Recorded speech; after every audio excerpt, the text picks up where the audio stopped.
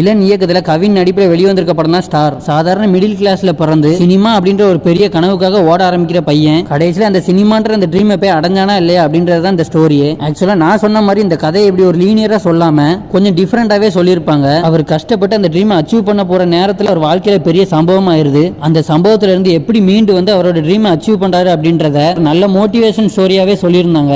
அதே மாதிரி கவினோட நடிப்பு பக்கம் வந்தோம் அப்படின்னா நடிப்பு சும்மா வேற லெவல்ல இருந்தது. சில இடங்கள்ல அவரெல்லாம் உடஞ்சு போய் அழுகும் போது பாக்குற நம்மளுக்குமே கண் கலங்கிருது. அந்த அளவுக்கான ஒரு தத்துவமான நடிப்பு இருந்தது. ஆனா அதுல யுவனோட பங்கும் இருக்கு. ஏன்னா அந்த ஸ்கிரீன் பிளேக்கு தகுந்த மாதிரி யுவனோட மியூசிக்குமே வேற லெவல்ல இருந்தது. எனக்கு சர்ப்ரைஸா இருந்தது வெற்றிமாறனோட கேமியோ தான். ஒரு சீன்ல வந்தாலும் அவர் படங்களை யூஸ் பண்ற ஐகானிக்கான டைலாக்க பேசி மாஸ் பண்ணிட்டு போயிட்டாரு. ஆனா அதை தாண்டி எனக்கு ஒரு பெரிய சர்ப்ரைஸா இருந்தது. என்னோட ஃபேவரட் லிஸ்ட்ல இருக்க ஒரு பாட்டு ஒரு நாளில் புதுப்பேட்டை படத்துல இருந்து. அந்த ஒரு பாட்டை இந்த படத்துல ரீக்ரியேட் பண்ணியிருந்தாங்க. உண்மையிலே வேற லெவல்ல இருந்தது. இந்த ஒரு ஸ்கிரீன் பிளேல அந்த பாட்டை கேட்கும் போதே ஒரு புது வைப்பை கொடுத்துட்டு